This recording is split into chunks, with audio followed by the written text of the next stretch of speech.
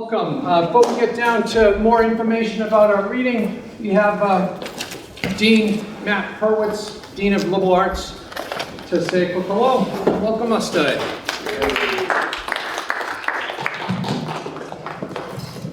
You can save your big applause for Maureen. That's okay. I'm just kidding. I'm Matt Hurwitz. I'm the Dean of Liberal Arts here at Middlesex Community College. I'll be very quick because you're here not to hear from me, but to hear from Maureen. But I will say that of all the things that I've gotten to do since I started working here last August, this is one of my favorites because Maureen Stanton is one of my favorite people. I actually worked with Maureen back at UMass Lowell before I came here, and she is not only an exceptional and talented writer, but also a uniquely special and caring human being. I will just say that one of the things that I did in my former job was lead a first generation student success program, where a major component of that was mentoring for first generation students. And Maureen was one of the people who offered to volunteer her time to mentor those students. I think that says a lot about her because she's a very busy person, teaching, writing, doing a lot at the university and beyond. And Maureen is the kind of person who will take the time out because she cares so much about students to give up her time for students. So I know that she's excited to be with you all today. You're really in for a treat. I hope you enjoy your time here, and thanks again for coming out. On behalf of everyone at Middlesex Community College, we welcome Maureen. Thanks for being here.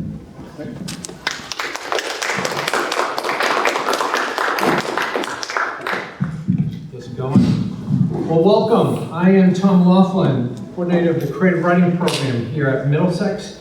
I want to welcome you to our MCC Visiting Writer Series featuring Maureen Stanton. And this is sponsored by the Liberal Arts Division as well as the Office of Student Engagement. Just want to encourage people anytime there's refreshments, help yourself. Here, I also, if you're a student and didn't get a raffle, do ask for one of those, and at the end we're going to raffle a couple of her books. But I want to offer some thanks for people that have helped support this. Marie McDuffie Clark in their Office of Student Engagement, and Dean Hurwitz, Chair of English Jill Keller, Jeff Kaplan, Christina Rivera, and her team. Their team of interns from the communications department helping out to record this event. Beth Noel from our marketing office and her staff. Today we'll hear from Maureen reading from her new book, The Murmur of Everything Moving. And we'll have some question and answer time. We'll raffle off books and have some time for maybe her signing some books for us too. I'm excited to have Maureen here. At MCC, Maureen Stanton is the author of this new memoir, Murmur of Everything Moving, which was the winner of the 2024 Donald L. George Prize for Literary Excellence.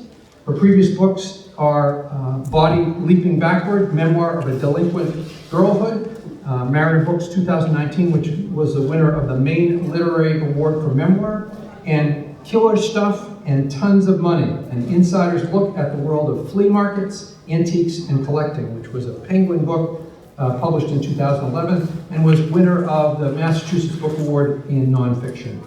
Creative Nonfiction has been widely published, including in the New York Times last June, Fourth Generation, Creative Nonfiction, New England Review, River Teeth, The Sun, and elsewhere. Her essays have received the Iowa Review Prize, the Sewanee River Prize, Pushcart Prizes, the American Literary Review Award, and the Thomas J.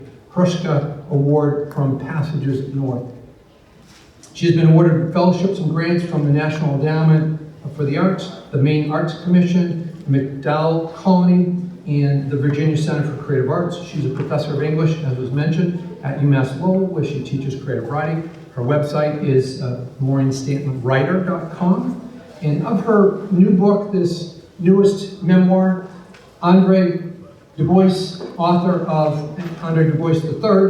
of House of Sand and Fog, Townie, and other novels, has written, like all the great memoirs, The Murmur of Everything Moving plumbs far deeper than its immediate subject.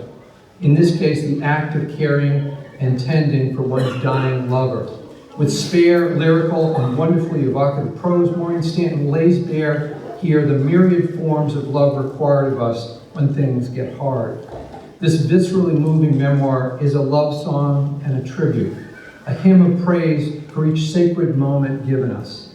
It is also heartbreakingly beautiful, and I cannot recommend it highly enough." End quote. Please help me welcome Maureen Stanton.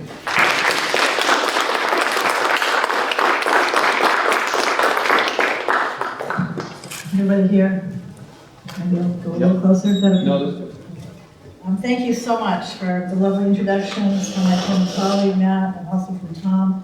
And thank you to all of you for being here. I'm really excited. It's the first time I've been on this beautiful campus, but I hear about Middlesex Community College students because they're in my classes. And they come here to UMass Lowell to finish their degree and their writing journey. And they are the best writers we have. And that's because you have such a strong creative writing program here with your visiting writer series, your faculty, your literary journal. And so it's just really wonderful to be here and see some faces that maybe I hope to see in some of my classes in future years. I'm going to read from this memoir. It's actually, I have a standalone piece from the memoir that was published in the Sewanee Review. I'm going to read that because it's a little bit more of a sort of a closed, just move that a little bit, sort of a closed story that I can read the whole of in the time that I have. And then I'll be happy to answer questions about writing, about this book. Just a warning, this does have some sad material, so I'm going to try to read through it, but hopefully everything will go fine. And the essay is also called Murmur of Everything Moving. On a quiet Saturday afternoon in May, while Steve napped on the couch and I sat in the lazy boy watching television, I heard a tinny knock on our screen door. Joey, Steve's childhood friend, stood on our veranda. "Hey, Joe," I said, and welcomed him in. I'd met Joey 2 years earlier after a Sunday dinner at Steve's parents' house in his hometown of Jackson, Michigan. Joey had noticed Steve's truck in the driveway and stopped to say hello. As Joey and Steve shot pool in the basement, I studied Joey, the dirty jeans, the beat-up leather jacket on his slide frame. He reminded me of the townies I'd known growing up in Walpole, Massachusetts, former high school athletes still hanging around the center square, looking for parties, or small-time drug dealers who'd never left, only the high school girls they enticed into their cars, changing year after year. Joey worried me. Perhaps I didn't really know Steve if he had friends like Joey. Steve and I had met in New York, both of us working temporary jobs. I fell in love with him quickly, and after 2 months, I moved with him to Michigan. I just want to say this happened in my 20s, so this is not recent. This was when I was in my 20s. I forgot to say that. That afternoon in Jackson, we perused their high school yearbook, Joey and I flanking Steve on the couch as we scanned the rows of black and white portraits. In spite of his mutton chop sideburns and rippled bangs plastered across his forehead, Steve looked handsome, with his blonde curls and sleepy blue eyes, his creamy complexion. Back then, Joey had a full head of hair, the monochrome photography smoothed his acne-pitted skin. They looked so hopeful, these teenagers, the way the photographer positioned them looking up to the camera, their dreams and aspirations recorded in the yearbook. Steve touched the headshots of his classmates, pronouncing life sentences: divorced, in jail, dead. 10 years had passed since they graduated, and people's fortunes could be told. Steve sat up to greet Joey, which took some effort, as he was still sick and weak from the most recent round of chemotherapy. We were excited about a visitor, someone to take our attention away from each other, a live person, not the television shows or movies we watched for hours each day, and escape from Steve's dreary circumstances. "I saw your mother at Motor Vehicles," Joey said. He looked scruffy in his leather jacket and shaggy hair. "She told me about the cancer. Man, I couldn't believe it." Joey sat in the recliner, leaning forward towards Steve. "How you feeling, buddy?" "Pretty good," Steve said. "I was supposed to be dead by now." Steve's bluntness seemed to me a brave front for his friend. He recounted his history, the back pain which had begun 6 months earlier, the chiropractic care that hadn't helped, his diagnosis by an oncologist at St. Joseph's Hospital in Ypsilanti, a gleaming 6-story facility where the doctors had given him 2 weeks to live, 2 months at the outside. He described the alternative hospital we'd found, a 6-hour drive away in Zion, Illinois, the experimental therapy that Steve would have there, whole body hypothermia, at $4,000 per treatment, which his insurance didn't cover. Joey was quiet. I've never heard him speak much anyway.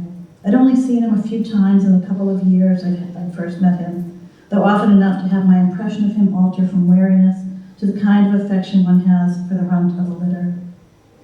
Joey didn't seem to have much going for him. He worked at Hoyt's junkyard in the industrial zone of his and Steve's hometown, where flat-roofed, corrugated tin warehouses stretched for blocks. A few months before Steve fell ill, he and I had searched for Joey at Hoyt's one night. Steve needed a radiator for his old Jeep. A chain-link fence surrounded stacks of cars as far as I could see, maybe 5 or 6 cars in a pile, all of them hopelessly flattened and smashed. Nobody was in the small wooden building at the entrance, so Steve and I wandered toward the center of the junkyard. We stopped at a red convertible with its windshield fractured into tiny squares, the engine pushed into the driver's seat, the shape of a tree or pole formed in the hood, as if the car were made of clay. Steve called Joey's name. There was an echo, then a hush. The junkyard was perfectly still. There wasn't a living thing in sight. No birds, no bugs, just dirt and metal and glass and rubber, an unpeopled city of wrecks and discards. We never found Joey that night. Allergy season has begun. My throat gets a little scratchy. Joey and Steve watched television for a while. In the daytime, nothing aired except for talk shows and game shows and soap operas. But there was no need to talk or fill the silence between them. They'd known each other since they were in Boy Scouts together, and they hung around the same neighborhood launching UFOs on summer nights. To make UFOs, Steve had told me, they fastened a garbage bag to an empty soda bottle filled with kerosene they'd siphoned from Steve's dad's camp stove. Then they strung a wick through a cork, plugging the bottle, and lit the contraption. The heat from the flame inflated the garbage bag, which would rise into the dusky sky and drift over the tall pines in Steve's house, behind Steve's house, before extinguishing and falling to the ground. Joey fished around the coffee table for some matches to light his cigarette. He picked up one of Steve's brown plastic pill bottles. Dilaudid? Huh. Neither Steve nor I questioned Joey's interest. We never heard of Dilaudid, a synthetic opioid, before Steve's illness. These go for $40 a pop in the city, Joey said. I might be able to get rid of a few of these, get you some cash. Can you spare some? I guess, Steve said. He twisted the cap and spilled tablets onto the coffee table. The tumors along Steve's spine caused excruciating pain, so the doctors didn't stint on painkillers. Dilaudid every 4 hours for acute pain, morphine twice a day to ease pain over a longer period, Xanax for anxiety, and for sleep, Halcyon, which linguistically at least promised peace. I didn't say anything. My mind was slow and stodgy from constant stress and worry. I wasn't capable of working out the ethics of giving Joey narcotics to sell, even if it was to raise money for Steve's experimental treatments, or to maybe save Steve's life. My focus in Steve's diagnosis was limited to the small, unfurling moments of each day, to the enclosed space of our living room. Got a baggie, Joey said. I walked into the kitchen and returned with one. Joey scooped up the pills with the cover of a matchbook, leaving one pill on the table. He looped a knot in the bag and stuffed it in his breast pocket, then picked up the pill and walked into the kitchen. I heard him opening drawers, so after a moment I went to see if I could help. I watched as he pulled out a tablespoon and filled it at the sink faucet, then dropped the Dilaudid into the water. He flicked a lighter beneath the spoon and held the flame there until the pill dissolved. He took a syringe from the box we kept on the kitchen table. Steve had a prescription for a gross of syringes, which we used for heparin injections meant to keep clear the infusiport implanted beneath Steve's clavicle. Joey dipped the tip of the needle into the liquid, drew back on the plunger, then thumped the syringe to dissipate air bubbles the way the nurses had taught me. I stood watching. I didn't quite register what Joey was doing until he rolled up his shirt sleeve and tightened a bandana below his bicep. Then he knelt on the green and yellow flowered linoleum of our kitchen floor. I could see the top of his head, his bald spot. He rubbed 2 fingers along the inside of his forearm, then pricked the needle into a vein, his movements fluid and graceful, a cigarette dangling from his mouth, his eyes crinkling against the curls of smoke. I'd never seen anyone shoot up. I was stunned but kept quiet. Joey was so casual about the whole matter. as if he'd helped himself to a glass of water. I walked back into the living room where Steve was lying on the couch. A short while later, Joey came back. "When are you going back to Zion?" he asked. "Next week," Steve said. "Take it easy, buddy," Joey said. "I'll see you in a couple weeks." Joey and Steve shook hands in that soul brother way, where the thumbs wrapped around each other like a hug of hands. The screen door in the kitchen clattered. Steve raised his head to look out the window as Joey peeled away in a shiny sports car. "Where'd you get that?" Steve said. "Do you know what he just did? He just shot up one of those Dilaudid. He used one of your syringes." "Wow," Steve said. "He's worse off than I thought. Poor guy."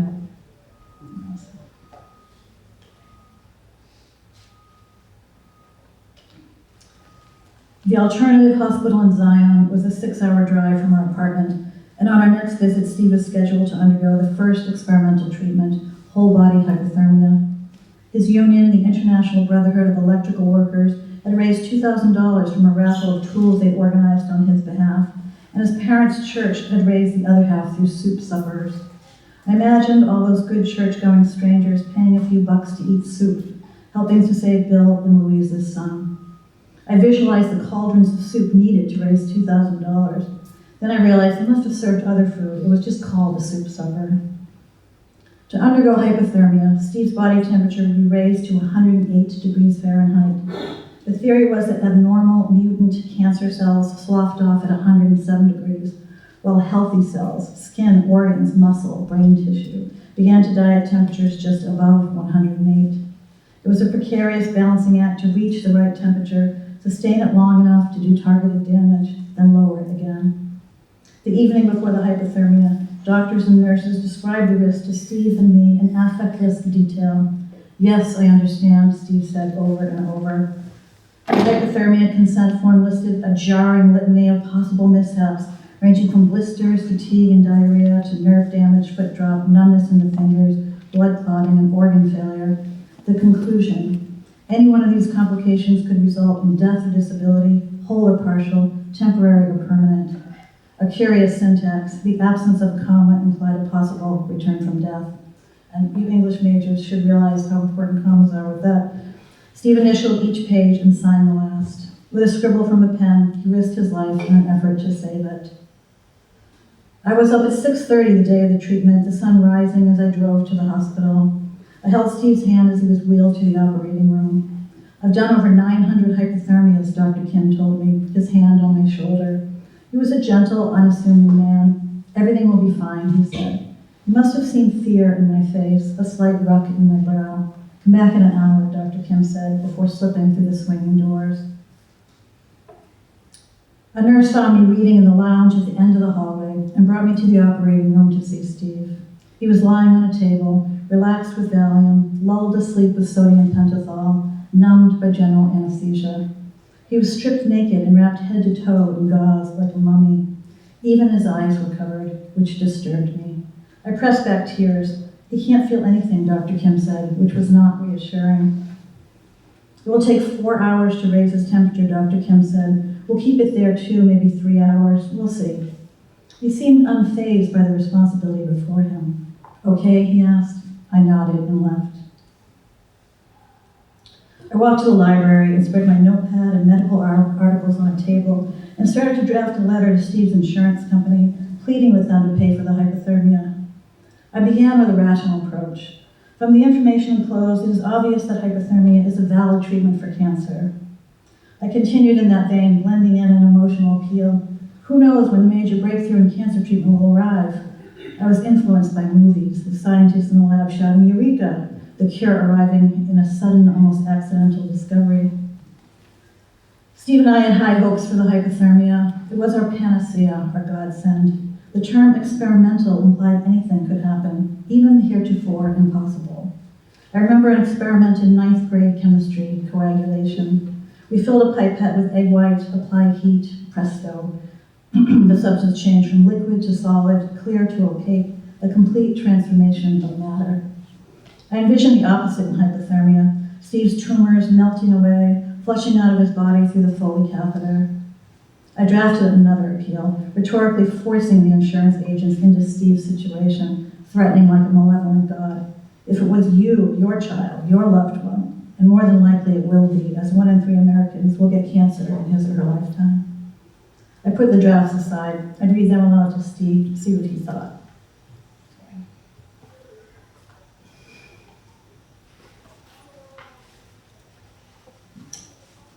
Steve and I drove to Zion this time, unlike the previous 2 visits when we'd flown. With my car, I could go anywhere. I drove to Lake Michigan and walked along the flat, pebbly beach. I was surprised how dreary the Illinois shoreline was compared to the dramatic Michigan coast, with its massive sand dunes and turquoise water rolling shoreward in corteges of whitecaps. There's a Chippewa myth about Michigan's sleeping bear dunes. A mother bear and her 2 cubs, escaping a raging forest fire in Wisconsin, set out to swim across Lake Michigan. Along the way, they encountered a storm. After paddling for days, the weary mother lumbered onto Michigan's shore and waited for her cubs. They never arrived. From the water, the 700-foot-high dune resembled the silhouette of a mother bear in repose, still waiting for her cubs, represented by 2 small islands, North and South Manitou, which nosed out of the water just offshore. Perhaps it was the artful storytelling of the Chippewa, their belief in Newman, the ability to see breath and body in landscapes. But I felt sorrow for the mother bear, on whose back I had climbed many times, whose body shifts in the harsh wind, yet she never stops looking. Standing across the lake on the Illinois side, I couldn't see the Michigan shore nor any islands, only a vast stretch of slate gray water. I imagined the bears swimming across it. Unable to see the eastern shore, they must have forged ahead on faith alone. I drove around, realizing there was little to see, the plain of water to the east, miles upon miles of cornfields stretching westward. Wisconsin was only 20 minutes north, and I momentarily thought about driving there. Maybe Wisconsin was prettier, greener. I could buy some of that cheese I'd seen advertised on billboards from Chicago to Zion. I imagined bringing home rounds of cheddar and Colby the size of wheels and wedges like blocks of wood. But exploring the land of cheese would be no fun by myself. Instead, I drove to a used bookstore in Waukegan, the small city bordering Zion, in a quest for Perry Mason mysteries, which my sister Sally had turned me on to recently. When we were girls, Sally and I would rush home at 4 p.m. from wherever we were on summer days and sit in our cool basement watching reruns of Perry Mason, which starred the glowering Raymond Burr. I was enraptured by the show, and I'd fallen in love with the books, formulaic stories that completely absorbed me, simple words I could eat, pages I could bend and fold, the case of the perjured parrot, the case of the negligent nymph, the case of the mischievous doll. I wanted to collect all 150 that Earl Stanley Gardner wrote, and I kept track of which ones I'd read as if I were accomplishing something. That afternoon, after his procedure, Steve woke, delirious and mumbling, lashing out with his hands, yanking at the tubes. His brain was poached, addled with visions. Fevers over 104 degrees caused delirium, convulsions, sometimes coma. It took 4 hours to raise Steve's temperature to 108. It was going to take some time for his body to cool. The nurse bound Steve's wrists in restraints so he couldn't jerk out his tubes, and she increased his Valium. Later, just after dark, I whispered his name. His lids popped open, but he had dead eyes, fish eyes. They didn't focus or follow light. He was only half there, half present. At 2 a.m, Steve woke and asked to use the bathroom, but he was still catheterized. The nurse explained this to him, and he immediately fell back to sleep. A half hour later, Steve woke, restless again, so he was given more Valium. He woke at 3 a.m. and wanted to use the bathroom. The nurse brought the bedpan, but Steve wouldn't sit on it. He didn't know the condition of his own body. He didn't know that if he tried to stand, he'd fall. The next morning, Steve was mildly alert but mildly confused. He had brain edema and so remained in the critical care unit. The nurses dosed him with mannitol and Lasix to attenuate the pressure on his brain, diuretics which cause cells to forfeit excess fluid. Too much fluid in the body is as dangerous as too little. Pulmonary edema, one can drown on dry land. Late in the afternoon, Steve was transferred to his regular room. There, the problems were minor. Steve's mouth was inflamed, possibly from the endotracheal tube. A nurse brought a cocktail of liquid Benadryl mixed with Maalox to numb and coat his throat. It feels like there's something sticking in the back of my throat, Steve said to me then to the nurse. Something gets in the way when I swallow. Maybe it was the phantom weight of the tube, the way you feel a light band of pressure around your head after removing a hard hat. The nurse palpated Steve's throat but couldn't feel any lumps, recorded no mass on left or right, as if Steve were imagining this closure of his throat. But I knew what must be lodged in Steve's esophagus, what stuck and choked. Rage.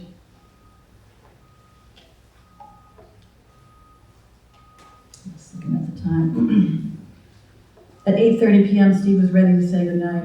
I drove to Harbor Hotel, 2 miles away on the Maine Drag, just $75 a week, not much more than I paid renting rooms in private homes close to the hospital where I'd stayed on past trips. The hotel was actually a dozen rooms in the basement of a 2-story brick apartment building down the street from the hotel's office. I appeared to be the only guest, but the TV worked, as did the sink, shower, and toilet, and the sheets looked clean enough. I was spared from total disgust by the poor lighting. Sometime near midnight, I heard loud voices and someone kicking the doors to the rooms. They must have wandered in from the bars and clubs across the street. As the voices moved progressively closer, I clicked off my lamp so the intruders wouldn't see the sliver of light reaching out from under my door. I ducked my head under the covers and made myself small, like the baby cockroaches that scattered whenever I turned on the fluorescent light in the bathroom.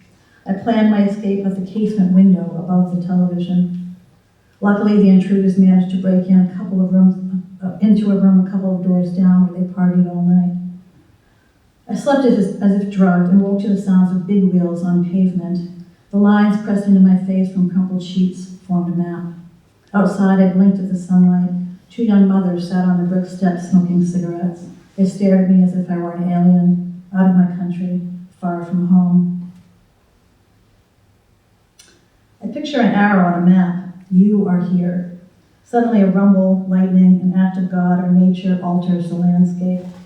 The change is something you live with, like an in-law or cousin moving in. You make room. It demands room. You mold your days around this change, incorporate the new thing into your life, even if the new thing is cancer. Mundanity creeps back into each day. We brush our teeth, comb our hair, rub the sleep out of our eyes. We dress and eat and talk about the day, and each ordinary hour blunts the jagged edges of the extraordinary thing. That's what saved us from despair, the quiet forward motion of each day. Joey dropped by on a Saturday 2 weeks after we returned home. This time he brought a friend, Phil. He never mentioned Phil before, but Joey never mentioned any other friends or girlfriends, though once when Steve and I stopped by his house, I noticed that his windows had dainty gingham curtains and matching valances. It cheered me that perhaps Joey had someone in his life who cared enough to spruce up the rundown bungalow that he rented. I unfolded a metal chair for Phil, who perched on it awkwardly in our small living room, trying to find a comfortable or at least casual arrangement of his large, strong body. Joey reached into the pocket of his jeans and pulled out a thick roll of bills, which he set on the coffee table. Steve cleared a space on the table, unscrewed his vial of Dilaudid, and poured out more pills for Joey to sell. Phil looked on, barely suppressing giddiness about Steve's motherlode. Phil's presence seemed incongruous in our living room. He wore a sleeveless leather vest festooned with Harley-Davidson insignia, and he had a dagger tattoo on his bulked-up arm. But the expressions on Phil's face, feigned nonchalance, reminded me that Steve looked sick. His frame was anorectically thin. You could count each rib and the knuckles of his vertebrae, trace the contour of his cheekbones and eye sockets. Phil was telling a story, but I didn't catch the details. I was absorbed with resentment, indulging my dislike of him. So I told the guy to eat shit and die, Phil said, then glanced sheepishly at Steve. Oh, sorry, he mumbled. His self-conscious apology created more awkwardness, as if the word itself had the power to kill, as if he'd reminded Steve of what was impossible for him to forget. We drove to Zion for another round of treatment. On this trip, instead of staying at the creepy Harbor Hotel, I drove to Helen's house. On a past trip, I'd seen an ad she posted on the hospital bulletin board, and I'd rented a room in her basement with knocked-together plywood walls and a door that locked. But Jane from Iowa, mother of another patient, had beaten me to the room this time. Helen's son had rigged a makeshift camp next to Jane's room in the open part of the cellar by hanging a couple shower curtains on a track. The enclosed space was just large enough for a bed and a nightstand, which Helen had adorned with a lamp and a doily. I appreciated the homey touch. "Oh, you're here too," Jane said when I saw her later that night. She told me she was concerned about her daughter, feared that her daughter had lost her will to survive. There's no way I'm going to let her die, Jane said. My son-in-law's got his job and 2 kids. I don't know how much longer he can do this, and he needs his wife. A man's got to have sex. Jane talked on, standing near my bed in her long flannel nightgown. Exhausted, I waited for an opportunity to excuse myself. Still, I was relieved that she was with me in the basement. I felt safer knowing she was lying in her bed 10 feet away, her snores resonating through the plywood walls. I climbed into the bed in my strange encircled space and clicked off the light. The chiaroscuro of the basement transformed the shower curtains into swaying figures until I fixed my eyes on them and willed them to be curtains again. In the morning, the nurses reviewed the risks of hypothermia with Steve. This is my second hypothermia, he said, a gentle reminder that they needn't fuss. I know what to expect this time, but I wondered, if he knew what to expect, how could he endure it again? Steve passed a rough night in the critical care unit after his treatment. He had pulmonary edema and hypoxia, which purpled his fingernails and lips. The nurses placed an oxygen mask over his face, but in his delirium he kept trying to rip it off. Dr. Kim stood at Steve's bedside frequently. He ordered a chest x-ray, which showed clouds of fluid in Steve's lung, the lower lobes filled with thick mucus. Fearing pneumonia, they retained him for 2 more days in critical care. Pneumonia was a frightening specter in my childhood. My mother would say, "Get inside or you'll catch pneumonia. You'll catch your death of a cold." When I was 3, I'd been hospitalized with pneumonia, as had my younger sister, Joanne. And I knew that many cancer patients, their immune system dangerously depleted by chemotherapy, died not of cancer, but pneumonia. 3 days after hypothermia, Steve was still coughing, and x-rays showed a spot of pneumonia in his lungs. The therapist brought Steve a spirometer, a small plastic device that looked like a toy. Steve was to blow into the mouthpiece and elevate tiny ping-pong balls. The more balls Steve raised, the higher they floated, the greater his lung capacity. Steve blew and raised 2 balls. He had to raise 4 before they could start chemotherapy. He set the spirometer on the nightstand and left it there. "You're supposed to do this 5 times a day," I said. "I don't feel like it," he replied, his first sign of malaise. The respiratory therapist urged Steve to blow. 5 days passed and Steve still had lung edema. I tried the spirometer myself, as if my effort could somehow help Steve. I found it surprisingly difficult to raise the balls, and I understood why Steve was discouraged. The spirometer made you feel like a failure at something as basic as breathing. In a week after the hypothermia, Steve began to complain of pain in his lower back and hip. Oddly, the bone pain was a positive sign. Steve had the strength to complain, which indicated a return to normal, or what had passed for it. Back home on a balmy summer night, Steve and I saw Joey turn onto our block and park his car across the street. We waited to hear the rattle of the screen door, but it never came. After several minutes, we walked out onto the veranda where Joey was slumped in a lawn chair, his eyes shut as if he were sleeping. "Hey," Steve said, stepping outside in his bathrobe, Deck's tar paper still warm from the hot day. Joey was woozy and seemed drugged. He was clearly distraught. "What's the matter?" Steve asked, sitting next to him in a folding lawn chair. I sat on the step that led to the kitchen door. Slurring his words, Joey said, "Phil got killed in a motorcycle accident." Steve and I were silent. There was nothing we could say. We couldn't mourn Phil. We hadn't known him really, hadn't liked him. Even if we had, we couldn't allow the concept of death or grief too near. We kept it distant and strange, refused to let it enter our house. "Seems like everyone around me is dying," Joey said. I appreciated Joey's impropriety. Nobody else had articulated the truth so plainly. The 3 of us sat quietly listening to the steady music of the cars and trucks speeding by on Route 12, which passed so close to our apartment, everyone traveling so fast. Nights like this, the still air, the sound of traffic, made me feel as if I could be anywhere. California, Indiana, it was all the same. I felt a placelessness, a sense that it didn't matter where on earth I was, that it would be this way always, that everywhere there were people sitting, motors thrumming, houses and porches and trees. Sorry.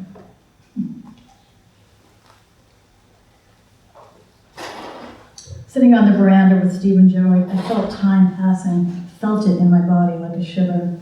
A man across the street carefully pulled on garden gloves to mow his lawn and plucked the rocks out of the grass and chucked them onto the street. Some of the boys from the neighborhood, dressed in fatigues, pretended the rocks were grenades and dove for the ground. They ran from tree to tree for cover, screaming, "Ba-da-da-da, got ya," and then fell to the lawn. They played war every day after school, after dinner, on weekends, with black grease paint smudged under their eyes, wielding authentic-looking toy rifles. I wondered if they would ever tire of the game, of killing each other and dying over and over. A row of starlings perched on the telephone line looked like eighth notes to a staff. No melody, but a rapid single note struck again and again. Joey stood up, pulled a clump of damp 20s out of his pocket, dropped it on the small metal table. "I gotta go," he said.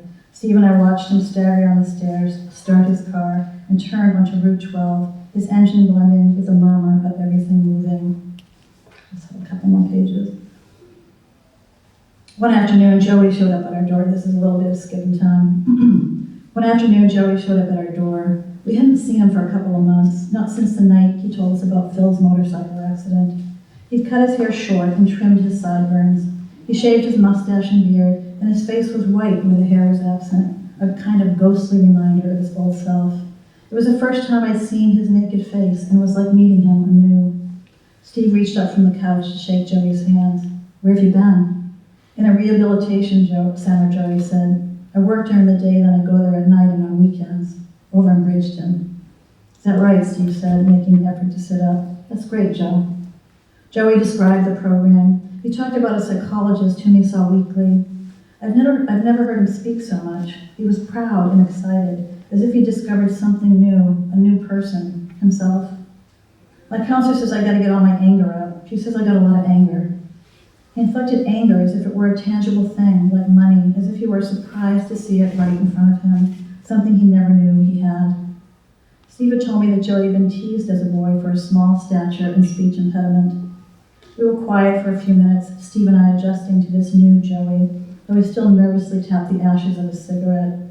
"There's a guy in there, an electrician named Whitey. He's drying out from alcohol. Says he knows you." Steve thought for a minute. "I know him. He used to come to work drunk and find a hiding spot to sleep." He took a long, deliberate draw from his cigarette, as if the smoke were sustaining him. Steve had quit smoking when he was diagnosed with cancer, but now, after the traditional chemotherapy and hypothermia treatments and all the health foods and vitamins and holistic remedies hadn't cured his cancer, he'd resumed smoking with almost a vengeance, lighting up one cigarette with the ember of the one he'd just finished. Steve exhaled a stream of smoke. "I'm glad he's finally taken care of that." "He says to say hi from the guys," Joey said. "Want me to tell him anything?" Steve paused, and I imagined he was thinking of some other scenario that Joey could tell Whitey, who'd report back to Steve's fellow union members. Something other than the treatment wasn't working, and he was now just waiting to die. "Tell him hi, I guess," Steve said, "and good luck." I didn't see Joey again until Steve's service 6 months later. I walked down the aisle of the church, my father's arm around my shoulder, holding me upright, my sister on the other side, clutching my hand. I passed rows of electricians, people I recognized from Steve's workplace or union picnics we'd attended.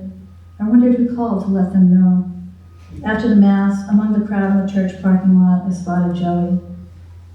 The day was sunny and hot, but Joey wore a long-sleeved black shirt buttoned up to his neck with a black tie, black pants, and black shoes. I'd worn a peach skirt and a light blouse. I'd heard that it wasn't necessary to wear black anymore, and I thought that a pastel would symbolize my gratitude that Steve's pain had ended. Still, I was glad that Joey had covered himself in black, the monochrome of grief, the absence of color and the presence of colors, empty and full at once. I appreciated that Joey suffered the heat in honor of Steve. Joey looked heartbroken, though he seemed healthy and well, his hair neatly trimmed. We hugged each other, my arms wrapped around his small frame, his rib cage pressed so tightly to mine that I could feel his chest rising and falling. Thank you.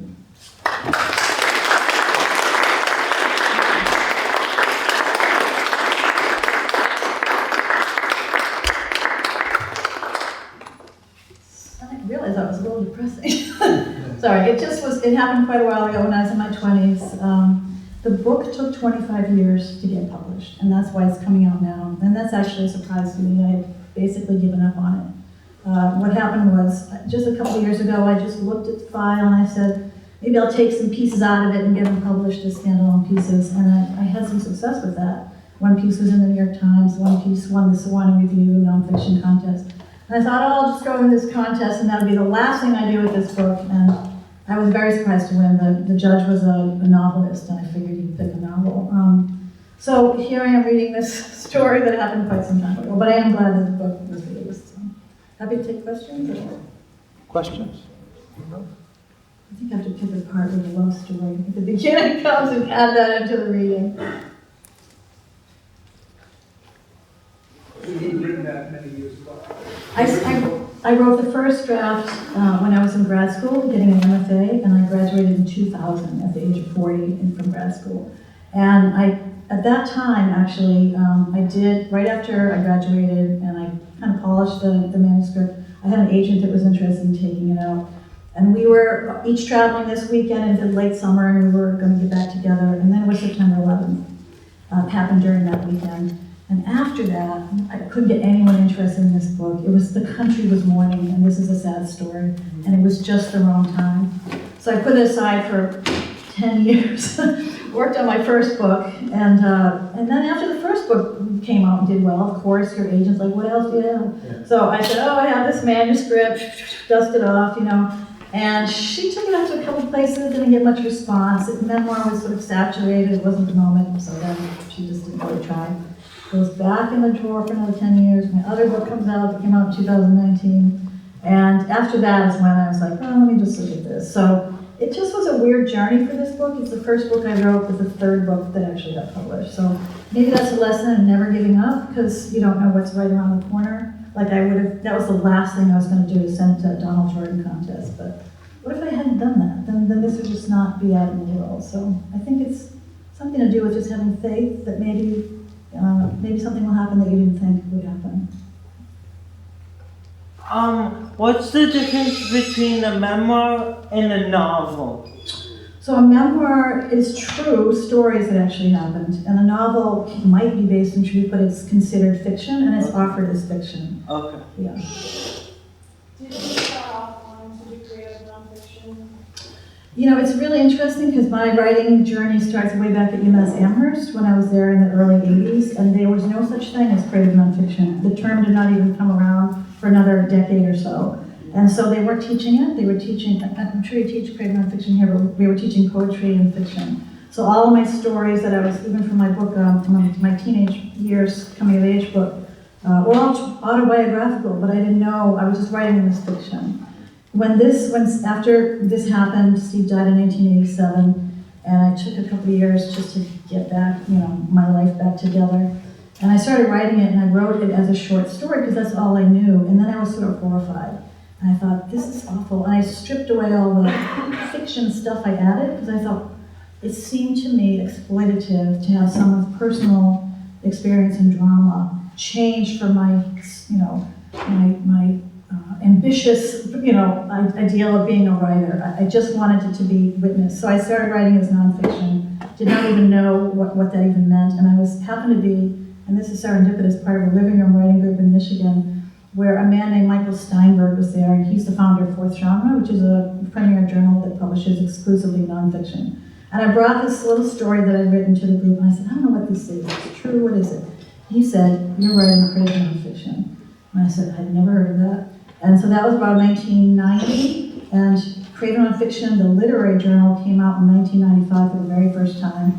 And that was when people started having this new name for what are really very old genres. Memoir goes back to, 1,500 years. The essay goes back to Montaigne. Literary journalism is a little bit newer, but they all come under the rubric of creative nonfiction. So I was writing creative nonfiction, I just didn't really know it. And I was writing memoir, but no one had ever, as an undergraduate and in writing groups after that, no one ever said, oh, memoir is something you can write. That's meant for great men who have accomplished great things. Literally, that was the tradition of memoir up until the mid-20th century.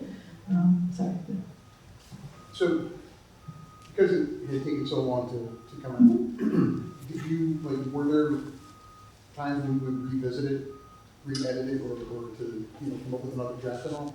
Yeah, in fact, even before I sent it to this most recent contest I guess I sent it in 2023 and it won the 2024 contest, and then they published it in 2025. I took it through a whole new revision. And so some of the details are because I was writing it way back then, so that's why those small details and dialogue, I could never have remembered that. But what I was able to see after all that time was a lot of sort of, I would call it juvenilia, you know, your early young writing where you're indulging yourself with your purple prose and, you know, the beauty of things you want to keep in there. And I just was able to strip stuff away and keep it very tightly focused in a way that I kind of hadn't before. So I think it was weirdly advantageous to have this book published so late. Also advantageous because Steve had 3 children and they are now adults with their own children. And I think that if this had come out when that agent was first interested in 2000 and they were minors, it could have been more of a problem for them. And so in the long run, even though of course you want your book published, you know, I'm kind of glad it took all this time to publish it. Any questions? Do you feel like writing this, or really anything you've written about a difficult time in your life, was it like, did it help at all? Was it like an outlet a little bit maybe? Did it help you cope with it? That's a really great question. In fact, so yeah, I think writing nonfiction and memoir is therapeutic. You shouldn't publish your book that looks like therapy, but the first draft of it, if you're going to write something and it's going to have an impact on readers, it's like Robert Frost said, no tears for the writer, no tears for the reader. You relive that experience. So when I first wrote the first draft of this, which was in graduate school 10 years after Steve had died, I just bawled every day writing for a year as that first manuscript, as that first part of the story came out. But after that, there was a cathartic kind of purging. The story was out of me. And at that point, it gave me some distance to be able to think of it as a writer. How do I need to shape it so that it's a story that other people will be interested in reading and that it touches on more universal ideas? The same with my teenage memoir, which is, the subtitle is Memoir of a Delinquent Girlhood, because I kind of went off the rails a little bit in the 70s. I'm not just blaming the 70s for a lot of things, but that was part of it.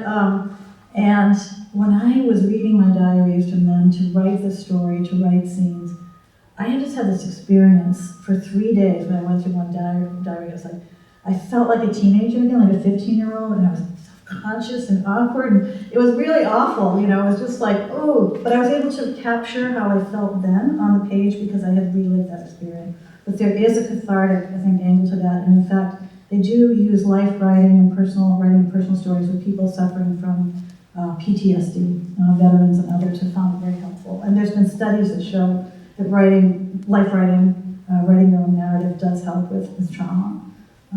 But you do, I mean, if you want it to be a literary work, you do have to step back from that initial feeling and emotion that you have writing it and recreating those memories and those scenes, and think about it as a writer. How do I now manipulate this text into a story that's compelling?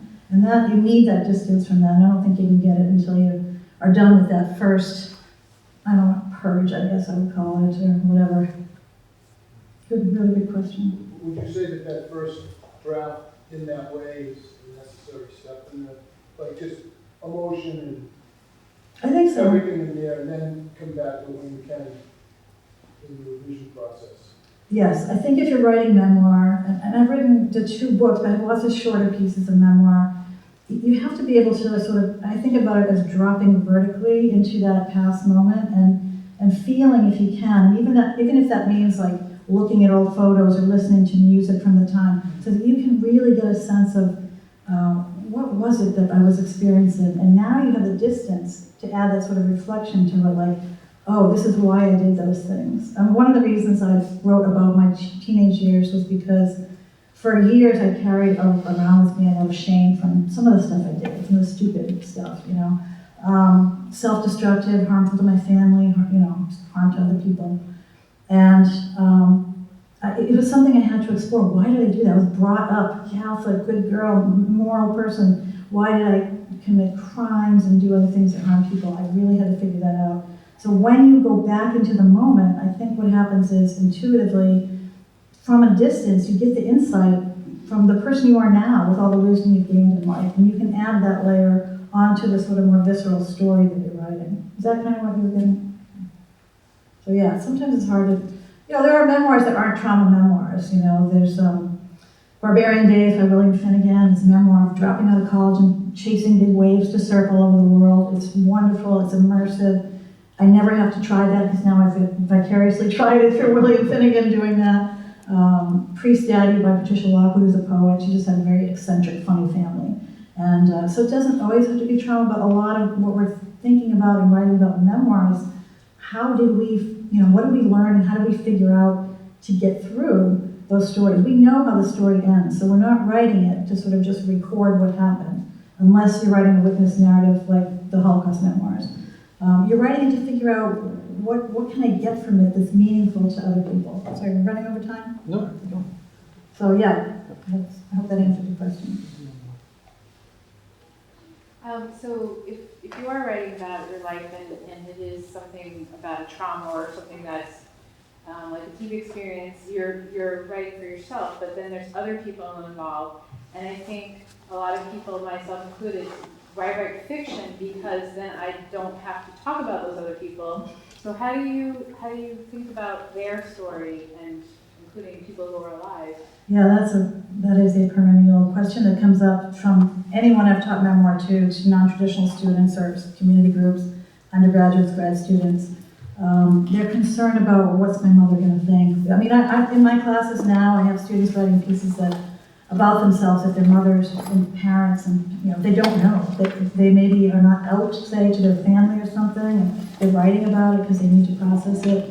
So there's always that question when you're publishing, what to do about that. And my best advice for people at the beginning of the stage of writing is write your manuscript as if no one's ever going to read it. Because if you have those voices, those little, voices of silence, and what are people going to think?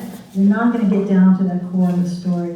And then later in the process, very close to when you might want to send this book out in the world, you have to start thinking about how do I protect people's privacy. You do that both for your own relationships. What do I need to do to not have a bifurcation in my family where my parents don't speak to me and things like that. But you also think of the legal issues like protecting people's privacy. So I talk about that extensively in my classes. I don't want to scare people from this genre because there's plenty of ways to protect yourself. But I do carry media insurance every time I publish a book. I get media insurance, and I did in the last book that I wrote about my coming of age. I did get a lawsuit threat from. There was a sister of a drug dealer who I had a paragraph about, and this drug dealer I discovered through research was bringing a lot of the PCP, which was plague Walpole and Sewanee, into our town. And I had it through police records, I had it through interviews with people, I had it through my own experience. And his sister wrote to me and said, we're going to sue you. You're selling your book on, you're marketing your book on our family's pain. I'm like, it's a paragraph in the book, number one, but also I know my writings. I mean, you cannot, this kid was murdered when he was 20, back in the 80s. And you can't defame or invade the privacy of a deceased person. They have no rights. Their reputation can't be harmed in their lives in the current moment because they are no longer alive. And the family has no recourse. At the same time, and so I knew also that I had documentation to back up what I was saying. But I tried to be very gentle, and I said, I'm really sorry. I'm sure if he hadn't been killed at 20, he probably would have turned his life around. And I mean, probably not. I mean, judging by what was going on with his whole family. But so it was a little scary, but I also knew my rights. I knew exactly. And the manuscript had been vetted both by the in-house lawyer, but when I got media insurance, they would not write me a policy until they read the manuscript. So I do protect myself that way, but you can still lose a lot of money. The deductible is $10,000, so it can cost you. So basically, later on in the stage of writing, I looked through it like with the Walpole book with my siblings. I gave them the manuscript. I said, if there's anything in here that you don't want, take it out. I value my relationship with you more than I value publishing this book. And no, they didn't take anything out. My two brothers didn't read it because they're not readers. But my four sisters read it, and they didn't take anything out. In fact, they gave me more details, and they corrected some things. So it was almost like this joint. I think we all went through this period. We were very close in age in the 70s, same time. So I was speaking for them too a little bit about what happened in our family. So that was very lucky that I had that support. With this book, a long time ago, I wrote a piece, a standalone piece, really right, in fact, when I was in grad school, and I sent it to Steve's sister. And I didn't even mention her in it because I thought I'm protecting her privacy. And she wrote back and said, we were in it, where were we? we helped, we were there. And so I was like, oh my God, I'm trying to protect your privacy, So she said to me, I understand you have a right to tell the story, but I hope it never gets published till after her parents died, which then, in fact, her mother's still alive. So, people are uncomfortable, but at the same time, she wrote to me when she heard about this book, and she said, and she was concerned. I said, I don't mean to cause people distress, but it's an homage to Steve, who fought really hard for his life. And it's a love story, and it's complicated, and I hope that it's meaningful to people. And I think it's been, and that's why it was good that it was enough time. And also the Body Leaping Backward book, which I started writing those in college at UMass Lowell, those stories of the people in my town and all the stuff that happened in Walpole, the prison town. And I just carried it around for the longest time, and finally wrote it in 2014. And I connected later. My dad died in 2014, and suddenly I'm writing this book. I'm like, oh, that's why, because now he won't be embarrassed and ashamed. And my mother doesn't care at all, so she's fine. She'll take anything and put it on the refrigerator. Look, my daughter wrote this. She doesn't really even read it or yet. She doesn't get really proud. She makes a little shrine where she's retired now, but she was in the hospital she worked in. She was a nurse. She'd make a little shrine for my book. I'm like, have you read it?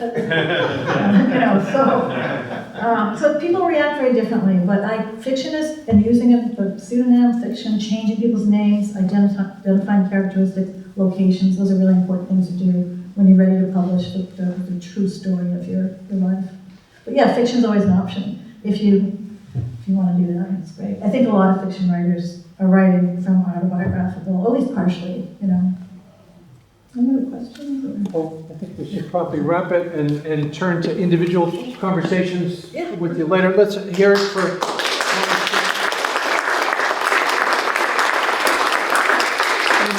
First, I want to make sure anyone have raffles that they didn't put in the box. We're going to raffle some of copies of her book.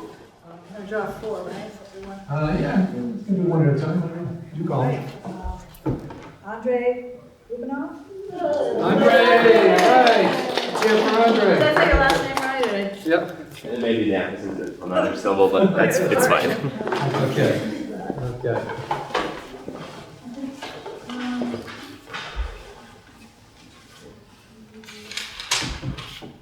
William Sewell? Well, awesome. That's so well. Good job, Paul.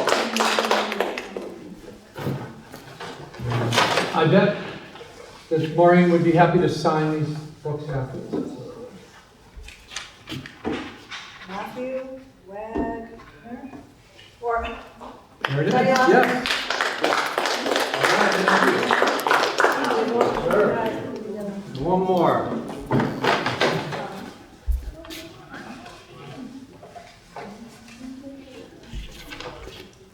Lorelei Donato.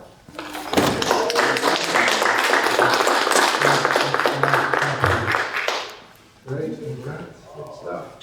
And I want to just say we have a few things coming up. I want to thank everyone for coming, but also want to mention that a couple things. One is on the 16th, we have Anita Ali, who is going to be reading on the Lowell campus. She's a poet and activist, and that'll be 6 p.m. in the Arts Building.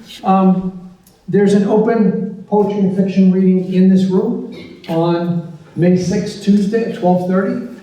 Students, faculty, staff, others reading poetry, fiction, or creative nonfiction. Please think about signing up and coming and cheering on people. Want to strongly encourage people to submit to our literary magazine, Dead River Review, which was referred to. Poetry, fiction, creative nonfiction, artwork, films, music, reviews, translations, anything.